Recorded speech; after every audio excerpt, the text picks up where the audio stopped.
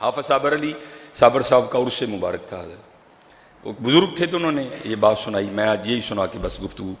جو ہے نا وہ ختم کروں گا۔ جب بھی بات یاد آتی ہے حضرت میرے اندر آنسو گرتے ہیں، واقعتاً اسی طرح ہے حضرت۔ وہ بزرگ کہتے ہیں کہ بارش نہیں برس رہی تھی، ایک پانی کی بارش ہے حضرت، ایک رحمت کی بھی بارش ہے، پانی کی بھی بند ہو جاتی ہے، رحمت کی بھی بند ہو جاتی ہے حضرت، رزق کی بھی بند ہو جاتی ہے، لیکن کیا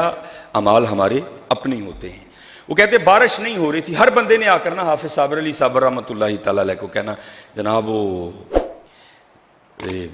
دعا فرماؤ بارش واسطے، اور حافظ صابر صاحب کی دعا اللہ ایسے ترلے تھے کہ جو بندہ سنتا تھا نا بندے کو یقین ہوتا تھا بابے نے منا لینا رب نے،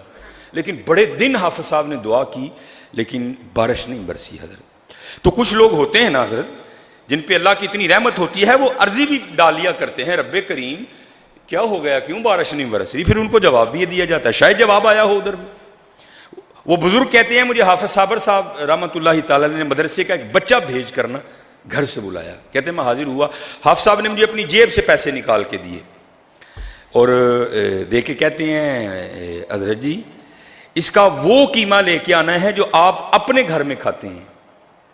کسی کو دینا ہو تو اور ہوتا ہے حضرت، اپنے گھر میں کھانا ہو تو اور ہوتا ہے، وہ لے کے آئیے گا جو اپنے گھر میں کھاتے ہیں۔ کہتے ہیں میں گیا بڑا ستھرا قیمہ میں لے کے آیا، کہتے ہیں میں نے پیش کیا۔ اب کہتے ہیں میرے اندر یہ تجسس تھا، میں دیکھنا چاہتا تھا کہ حافظ صابر علی صابر صاحب قیمے کا کرتے کیا ہیں، لیکن مجھے فرمانے لگے تسی جاؤ، کہتے میں بھی نہیں گیا کوئی، میں باہر جا کے نا سائڈ پہ چھپ گیا۔ کہتے حافظ صاحب اپنی مسجد سے نکلے اور جو گلیوں سے راستہ ہے نا اڈے پہ جانے کا بھوپال والے، کہتے اس گلیوں میں ڈال گئے، کہتے میں بھی پیچھے پیچھے تھوڑا سا آگے جا کر نا کھڑے ہو کر کہتے ہیں حضرت جی چھوپ کے نہ ہو میرے نال نہ لیا اللہ، کہتے میں ساتھ ساتھ چل پڑا۔ کہتے ہیں بھوپال والا مین اڈے پہ گئے، اڈا کراس کر کے نا ہم وہ پہلیوں میں اتر گئے۔ کہتے جب پہلیوں میں اترے تو کیا دیکھا کہ وہاں نا ایک کتیا ہے جس نے بچے دے رکھے ہیں اور دودھ نہیں ہے، بچے پی رہے ہیں دودھ نہیں آ رہا، بچے بھی دودھ پینے کے بعد نا جب دودھ نہیں آتا تو آسمان کی طرف منہ کر کے نا روتے ہیں، اور تھوڑی دیر بعد کتیا بھی منہ کی طرف آسمان کی طرف منہ کر کے نا وہ بھی آواز نکالتی ہے۔ اب دودھ کیوں نہیں آ رہا، اس کی وجہ یہ تھی کہ اس کتیا کی پچھلی دونوں ٹانگیں ٹوٹ چکی تھیں حضرت، کوئی گاڑی والا ہٹ کر گیا ہوگا، کیونکہ ہم بھی حضرت جب گاڑی پہ بیٹھتے ہیں تو پھر ہم کہتے ہیں جناب میں تو شاہی وکھری بن گیا ہوں، اگر پانی ہے تو نہیں دھیان کریں گے، کسی پہ چھینٹیں تو نہیں گریں گے،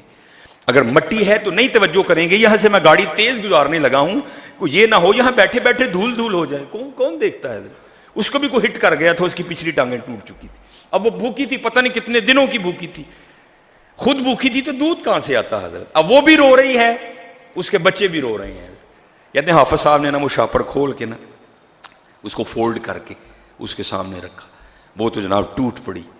قیمے پہ، اس نے نا پیٹ بھر کے نا قیمہ کھایا۔ تو وہ بزرگ کہتے ہیں قیمہ کھانے کے بعد نا اس نے آسمان کی طرف منہ کر کے تو کوئی آواز نکالی، کہتے جب ہم گئے نا تو گرمی کی وجہ سے پسینے میں بھیگتے گئے، لیکن جب گھر آئے تو پھر ہم بارش میں بھیگتے ہوئے آئے۔ حضرت رجے رجانے حضرت رجے رجانے، بھوکے تو پھر بھوکے ہی رہ گئے حضرت۔ اور میرے حسین کا طریقہ یہ تھا، میں نے اس دن بھی بیان کیا تھا، پیچھے نشان تھا۔ امام زین العابدین رضی اللہ تعالیٰ عنہ سے پوچھا گیا یہ حسین نشان کاہے کا ہے، تو امام رو پڑے۔ آپ نے فرمایا یہ نشان ان بوریوں کے ہیں جو امام رات کے اندھیرے میں اپنے کندھے پر اٹھا کر یتیموں کے گھروں میں چھوڑنے جایا کرتے تھے۔ دھیان کرو حضرت، دھیان کرو، وما علینا الا البلاغ۔